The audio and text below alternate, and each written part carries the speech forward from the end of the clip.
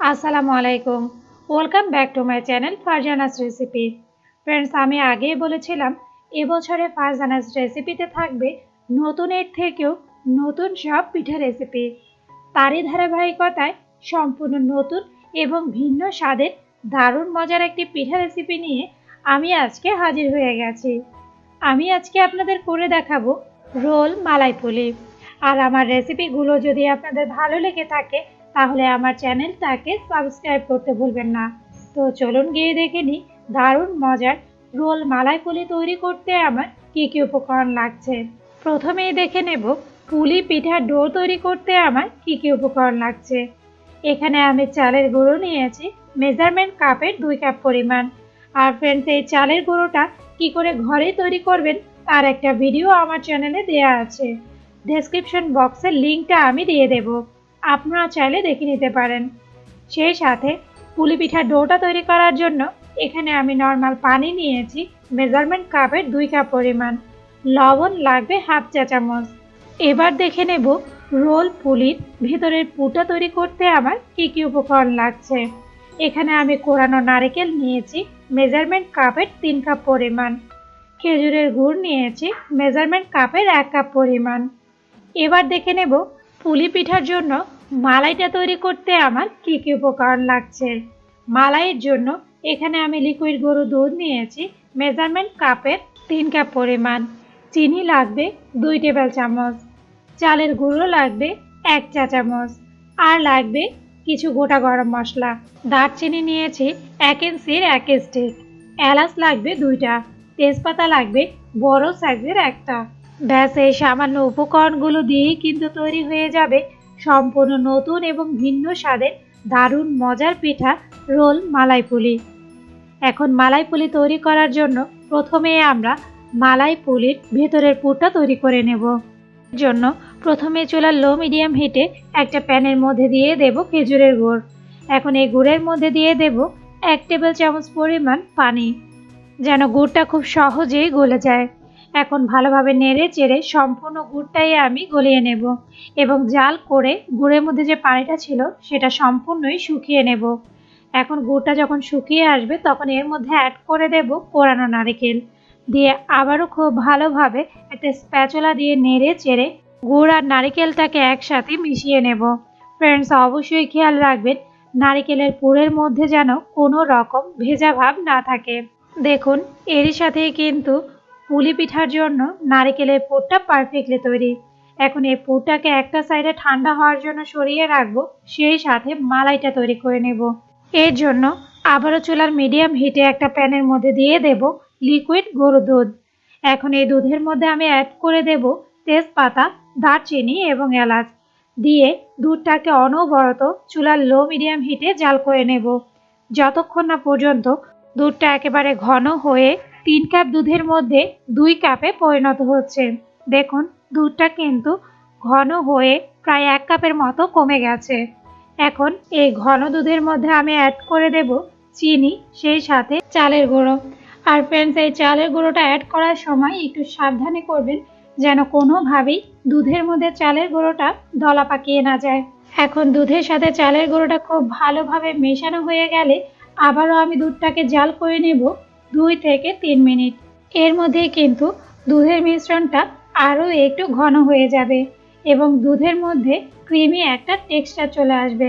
আর এরই সাথেই দেখুন মালাইটা কিন্তু পারফেক্টলি তৈরি। এখন আমরা রোল পুলি পিঠার জন্য ডোটা তৈরি করে নেব। এর জন্য আবারও আমি চুলার মিডিয়াম হিটে একটা প্যানের মধ্যে দিয়ে দেব নর্মাল পানি, সেই সাথে লবণ। এখন পানি আর লবণটাকে ভালোভাবে মিশিয়ে প্যানে ঢাকনা দিয়ে দেব পানির মধ্যে একটা বলক আসা পর্যন্ত। দেখুন, পানির মধ্যে কিন্তু একটা বলক চলে এসেছে। এখন এই বলক আসা পানির মধ্যে আমি অ্যাড করে দেব আমার নিজের ঘরের তৈরি চালের গুঁড়ো। এরপর আবারও চুলার লো হিটে প্যানের মধ্যে ঢাকনা দিয়ে দেব 3 থেকে 4 মিনিটের জন্য, যেন চালের গুঁড়োটা পানির মধ্যে ভালোভাবে সেদ্ধ হয়ে যায়। 4 মিনিট পর পানি আর চালের গুঁড়োটা আবারও আমি খুব ভালোভাবে একসাথে নেড়ে চেড়ে নেব। আর নেড়ে চেড়ে নিলেই দেখবেন পিঠার জন্য ডোটা পারফেক্টলি তৈরি। এখন একটু সামান্য পরিমাণ ডো আমি হাতে নিয়ে দেখাচ্ছি যে এটা কতটা ভালোভাবে সেদ্ধ হয়েছে। এখন চুলাটা বন্ধ করে দেব এবং প্যানে ঢাকনা দিয়ে দেব আবারও 5 মিনিটের জন্য, যেন ভাপে পুলি পিঠার ডোটা আরও একটু নরম হয়ে যায়। মিনিট পর সম্পূর্ণ ডোটাই আমি এরকম একটা বড় সাইজের ছড়ানো থালিতে নিয়ে নেব এবং হাতের তালুতে সামান্য পরিমাণ একটু পানি বাজিয়ে ডোটাকে খুব ভালোভাবে মথে নেব। ফ্রেন্ডস, অবশ্যই মনে রাখবেন ডোটা মথার সময় হাতের তালুতে সামান্য পরিমাণে একটু পানি বাজিয়ে নেবেন, এতে ডোটা একেবারে নরম হবে। এখন এই ডোটাকে আবারও আমি সমান 2টা ভাগে ভাগ করে নেব এবং এই 2 ভাগ ডো দিয়েই আমরা পিঠাটা তৈরি করে নেব। এর জন্য ডো সেই সাথে নারকেলের পুর দুইটাই কিন্তু তৈরি। এখন 1 ভাগ ডো নিয়ে ডোর উপরে সামান্য পরিমাণে একটু ময়দা ছড়িয়ে ডোটাকে জাস্ট গোল রুটির মতো করে বেলে নেব। তবে ফ্রেন্ডস, এই রুটিটা কিন্তু কোনোভাবেই পাতলা করে বেলা যাবে না, একটু মোটা করেই কিন্তু সম্পূর্ণ ডোটা দিয়ে আমি রুটি বেলে নেব। ফ্রেন্ডস, আমি আপনাদের কাছ থেকে দেখাচ্ছি যে রুটিটা আমি ঠিক কতটুকু পুরু করে বেলেছি। দেখুন, রুটিটা ঠিক এতটুকু পুরু করেই বেলে নিতে হবে। এখন সম্পূর্ণ রুটিটা বেলা হয়ে গেলে রুটির ওপরে আমি দিয়ে দেব আগে থেকে যে গুড় আর নারকেল দিয়ে পুর তৈরি করে রেখেছিলাম সেই নারকেলের পুর, অ্যাজ লাইক ঠিক যেভাবে আমরা পিৎজার টপিং দিয়ে থাকি সেভাবেই। আর ফ্রেন্ডস, অবশ্যই মনে রাখবেন নারকেলের পুরটা রুটির উপর বিছানোর সময় কোনো অংশ যেন খালি না থাকে। এখন অর্ধেকটা পরিমাণ নারকেলের পুর সম্পূর্ণ রুটির উপরে আমি বিছিয়ে দেব। এখন সম্পূর্ণ রুটির উপর নারকেলের পুরটা দেওয়া হয়ে গেলে রুটিটাকে জাস্ট এক ঘাট থেকে ঠিক এভাবে করে আমি রোল করে নেব। আর ফ্রেন্ডস, অবশ্যই মনে রাখবেন একটু টাইট ফিট করেই কিন্তু রোলটা করতে হবে। এখন এই রোলটা করা হয়ে গেলে আবারও একটা ধারালো নাইফ দিয়ে রোলের 2 ধারের যে বাড়তি অংশটা আছে সেটা কেটে একটা সাইডে রেখে দেব। তো দেখুন ফ্রেন্ডস, এরই সাথেই কিন্তু একটা রোল পুলি তৈরি হয়ে গেছে। এখন এই রোল পুলিটা আমরা ভাপে দিয়ে নেব। দেখুন, রোল পুলিটা ভাপে দেওয়ার জন্য আগে থেকে আমি পর্যাপ্ত পরিমাণ পানি দিয়ে বলক তুলে নিয়েছি। এখন এই বলক আসা পানির ওপরে বসিয়ে দেব এরকম একটা স্টেনার। এরপর আগে থেকে যে রোল পুলিটা আমি তৈরি করে রেখেছিলাম সেই রোল পুলিটা স্টেনারের ওপর বসিয়ে দেব। এখন এই স্টেনারের ওপর ঢাকনা দিয়ে চুলার মিডিয়াম হিটে রোল পুলিটা আমি ঘড়ি ধরে 20 থেকে 25 মিনিট ভাপে দিয়ে নেব। 25 মিনিট পর দেখুন রোল পুলিটা কিন্তু পারফেক্টলি তৈরি। এখন আরও একটা রোল পুলি যে আমি তৈরি করে রেখেছিলাম সেটাও সেম ভাবে ভাপে দিয়ে নেব এবং এই রোল পুলিটা আমি চুলা থেকে নামিয়ে হালকা একটু ঠান্ডা করে নেব। তো দেখুন ফ্রেন্ডস, 2টা রোল পুলি আমি তৈরি করে নিয়েছি। এখন এই রোল পুলিগুলো একটা ধারালো নাইফ দিয়ে স্লাইস করে নেব।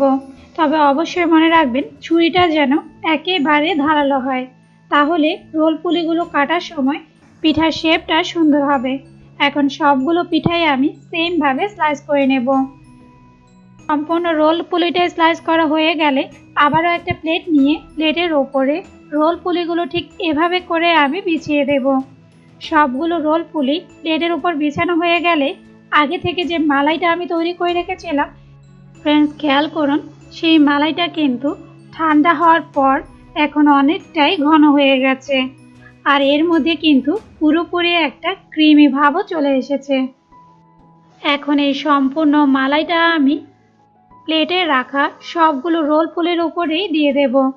আর এরই সাথেই কিন্তু তৈরি হয়ে গেল সম্পূর্ণ নতুন এবং দারুণ মজার ইয়ামি রোল মালাই পুলি পিঠা। তো ফ্রেন্ডস, এই শীতের সিজনে নানা ধরনের নানান স্বাদের পিঠা তো অবশ্যই তৈরি করবেন, তাই আমার অনুরোধ থাকবে প্লিজ অবশ্যই কিন্তু একবারের জন্য হলো এই দারুণ মজার পিঠাটা বাসায় ট্রাই করবেন। কারণ যেমনি এই পিঠার রূপ ঠিক তেমনিই কিন্তু এই পিঠার স্বাদ। একবার খেলেই খেতে হবে বারবার, কারণ এই পিঠার স্বাদটা কিন্তু আপনার মুখে লেগেই থাকবে। তো ফ্রেন্ডস, আমার রেসিপিগুলো যদি আপনাদের ভালো লেগে থাকে তাহলে ফ্রেন্ডস এবং ফ্যামিলির সাথে শেয়ার করবেন। আর যারা এখনও আমার চ্যানেলটা সাবস্ক্রাইব করেননি এরকমই সব নতুন রেসিপি দেখতে অবশ্যই কিন্তু আমার চ্যানেলটাকে সাবস্ক্রাইব করবেন আর আমার জন্য কিন্তু বেশি বেশি দোয়া করবেন। আজ এ পর্যন্তই, আগামীকাল আবার দেখা হবে আরও একটি নতুন রেসিপির সাথে। সেই পর্যন্ত সবাই ভালো থাকবেন। আল্লাহ হাফেজ।